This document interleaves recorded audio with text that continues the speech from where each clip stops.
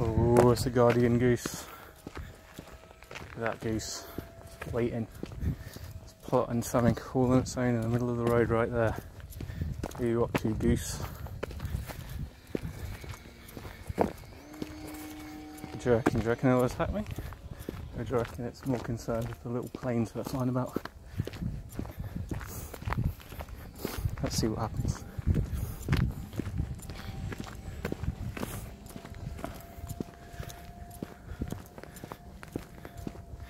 Little Canadian goose.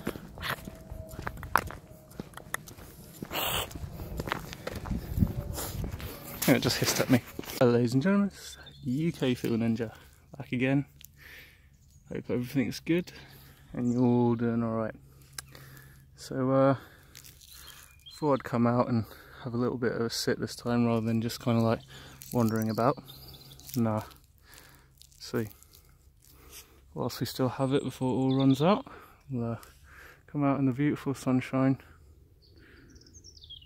sit out here, chill out in a little bit of the shade, and have a bit of a chat. And yeah, it's one of those videos, Ninja chatting fertiliser again. So yeah, what's been happening so far? So all of the little seedlings, they're all out of the propagators now, aside from like kind of 6 that are late planted. Kind of got a bit like, oh, I might lose too many, I might plant a few more, but to be honest with you, I don't think I need it. So what you saw in the video of the update is 80 plants, all little seedlings. From that 80, I'm going to take 30 and 6 or 8, I'm not sure, so 38-ish plants from all of that. So less than half is going to be taken from that, only the strongest is going to come out.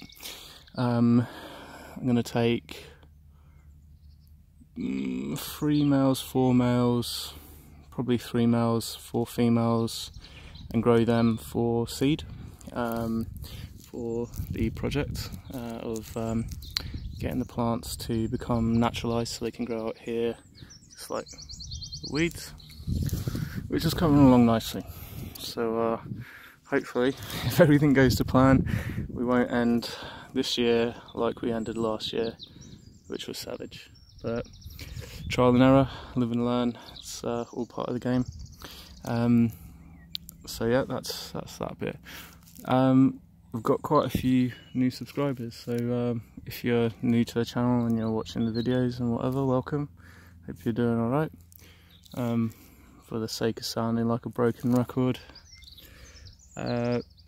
this is a grow record. Rather than me sat there writing everything down on a piece of paper, I thought I'd video document it so that I can see what's going on with the plants, the land, and just generally everything about the previous year's grow.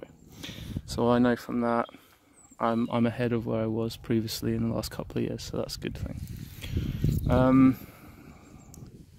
Look, I don't, because that's what this is, I don't care how many people subscribe to this channel, I don't care how many people like, dislike, subscribe or unsubscribe, it doesn't matter to me. The wind would have to pick up. It's been perfectly fine until now. Now the wind's going to kick in and blow all over this video.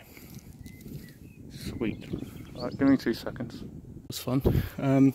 Let's come up to a little bit of a clearing. This doesn't look too bad. There's people up here planting shit, so couldn't do anything up here, it'd be too obvious, but yeah, there's a nice bit of sun through there, I'm sure, in the right times.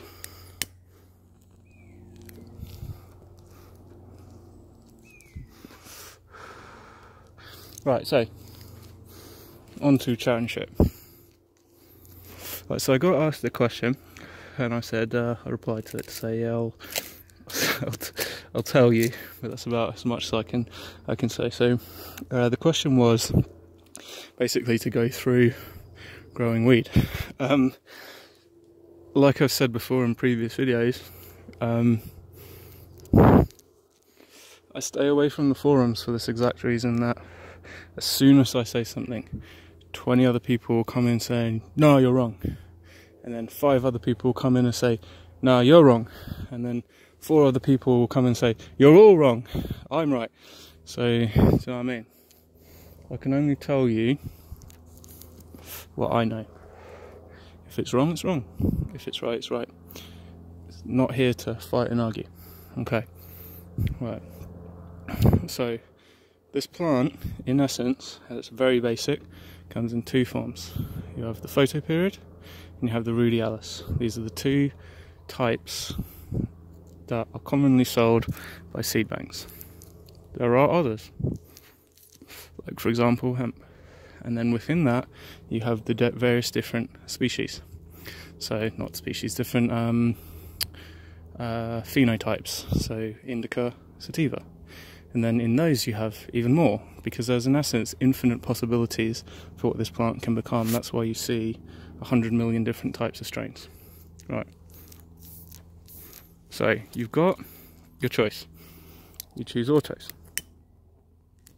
Autos used to, not so much anymore, be quite a small plant that grew up to about a couple of foot, and you'd probably get maybe 40 grams off them dry. Since then, big improvements have happened. More breeding, more interest has taken place. So now they're considerably larger. The way that an auto works is it's like turning over a sand timer. So as soon as you put that seed in the ground, and as soon as it germinates, the sand timer is turned over. It's going to live for as long as that it takes that sand to run out. So because of that, it grows in cold weather, where climate is not the best for the plant, so it can get all the way through its life cycle. Generally what happens with this plant is it will grow about now, and it will start to come up in the shoots in the ground like down here. It'll get to about early summerish, about June-ish time, where it will then die. Seeds will fall out, more seeds will grow. So you can get 2 crops from autoflowers. Right. So if you want to choose autoflowers, you can grow every type of autoflower in this country, because it's on a timer, and there's not an autoflower that I know of or I've seen that lasts longer than 6 months, and that's the full length of summer. So you're only ever going to get 1 crop out of those. If you choose a shorter period of time, smaller plant, less bud, quicker turnaround, more plants, so on and so forth. So you choose those. You want photoperiods? No. Photoperiods are a different kettle of fish entirely. Photoperiods grow to the sunlight. So as soon as the equinox has passed, the light's gone 12:12, they will start to grow. And they will continue to grow until the light changes back at the next equinox in the fall, where the light will change to 12:12. As soon as that happens, that is when the plant goes into flower. So if you're buying photoperiods, or you're interested in growing photoperiods over autoflowers, I prefer photoperiods all the time over autos. It's my personal preference, I just like that. So you're looking at buying these seeds. Well, you're going to have to look at the flowering time for them, because the flowering time is how long it's going to take from that light change in the fall till it's finished. So if you choose a 15-week photoperiod for flower, man, you're looking at January. The plant will be dead. Winter will have killed it. It will not survive. So you can't use those. About the longest that you can grow here in the UK at a push is about 8 weeks, so that's 2 months. So you're looking at about end of October, maybe first week of November, and you're going to be looking at mold. You're going to be looking at fucking the plant dying, freezing weather conditions, not getting anything at all. So if you've ever grown photoperiods in the UK, you'll know what I'm talking about. If you don't, then that's the information for you. Right, so there are roughly, give or take, about 6 to 12 strains that will finish in that period of time that will grow here in the UK. That's what I'm doing. So what I'm doing here is I've taken photoperiods, specifically grown outdoors only, none of the seeds that I've started with have ever been grown under artificial light. They're all naturally grown out here in the sunlight. They weren't grown here in the UK. They were grown over in I'm not even sure, somewhere over in Europe. So they're not naturalized here. So that's what I'm doing, and it takes time, it takes years to get the plant to basically acclimatize to out here to be able to grow out in this. So that's why no artificial lights, grown in season only, and we are slowly working it up to be able to just grow down in here. So then once that's done, we're all good. We can throw the seeds out and they'll grow. Right.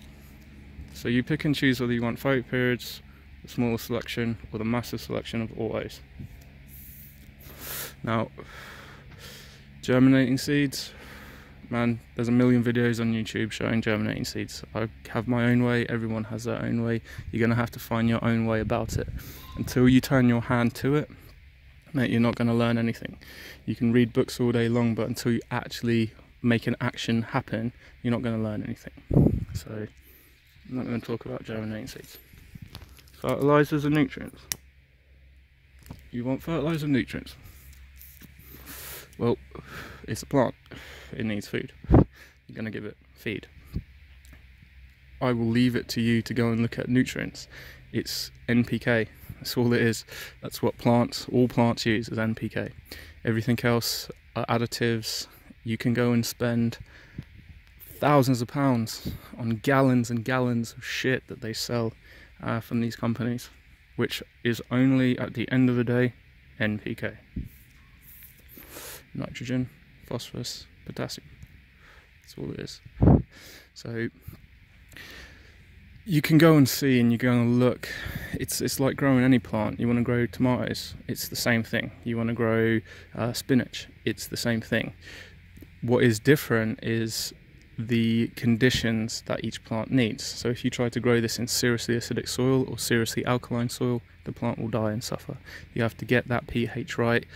If you really want to be anal, really want to be like full on it, you can go and test soil. You can really cost yourself a shitload of money with all sorts of meters and monitors and everything to monitor and regulate the shit out of the pH of the soil or liquid solution if it's hydroponics and whatever. Is what it is. You got to turn your hand to it to learn.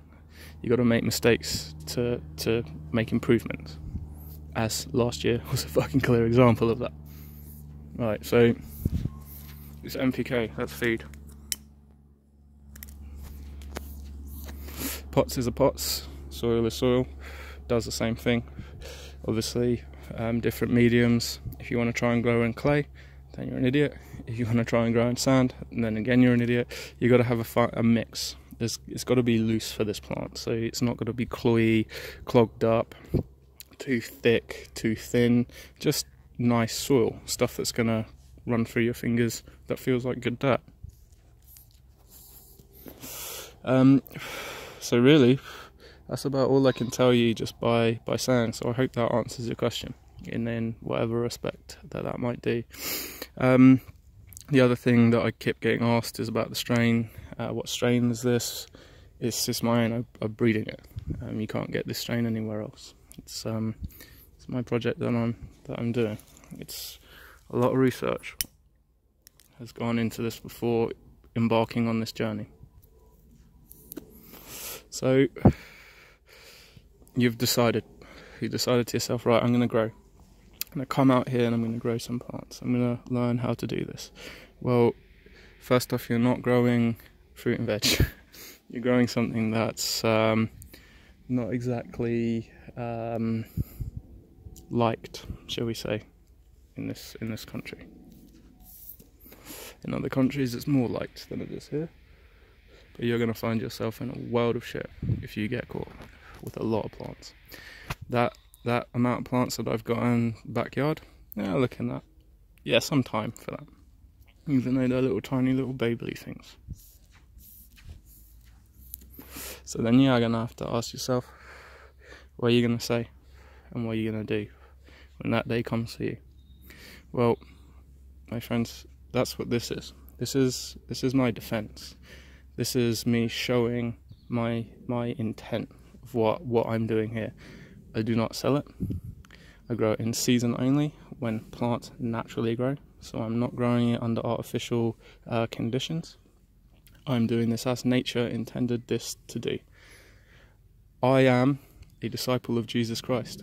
I believe what is written in that Bible is the truth, the whole truth, and is nothing but the truth. If you can't grasp this, then man, you're going to be in a world of trouble, because the very opening passages of Genesis, what does it say? It says, I am God. That's his name. He's not he, he's not she, he's not flesh. The creator, the one that made all of this, said, I have given you all of the seed-bearing plants and herb to use as meat. Meat as in for you to use, to consume. So that's my belief. I am a disciple of Christ. I have my defense. Do you have yours? So you're going to have to ask yourself that question. So in any case, you don't want a defense. You think you can sneak around and not get caught. Good. Most people don't. So you can be happy in that knowledge that most people don't get caught. But people do. People do get caught and they get sent down for it. And there's people on here who can testify to that. In a previous life, I was lucky. Put it that way. So yeah, anyway. The season is here. Look at all the leaves, man. As you can see, like, I'm up in the woods right now. You know, I can see all the way through this still. It might not be as easy on the video, but I can see all the way through this. And if I was a dog walker and I was walking along here and I saw a bunch of guys, or one guy, or two people, or whatever up in here wandering about, and I came down the next day and I didn't see him, and I come up a week later and then I see him, well, you're being seen. That person now, the next time they come up here, they might go, oh, there were some people up over there. I might have a little wander over there. They don't seem to be here today. Done. It's all gone. So we can't go out here yet. If you are lucky enough to have a site where you have a hiding place, I don't have that luxury. But if you do, then obviously go and do what you got to do, because you're safe in the knowledge of knowing that you've got that space to hide. I'm trying to not burn my face, man.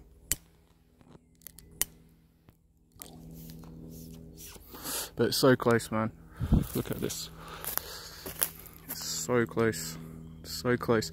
Once these things open up, I'm not going to be able to see anywhere through that, because they're just going to block off all of that. And then once all of these start doing that as well, I'm not going to be able to see anything through there past maybe this tree and this tree here. Past that, it's going to be all like camouflage because of all the leaf. So from looking back at my videos, which is why this is a video log, I can see that in June my patch is covered completely, but that's too late. I don't want to be going up digging and all that stuff in June.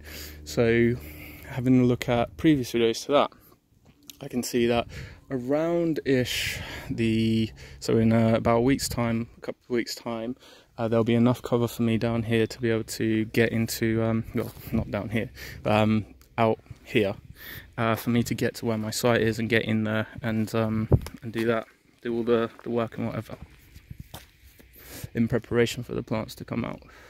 I'm thinking roughly this year plant out, dependent on their size. I could make little cloches, like little coverings, just by cutting bottles and putting bottles over, like 5 litre bottles from 5 litre bottles of water, or like a couple, like, I don't know, pound, whatever.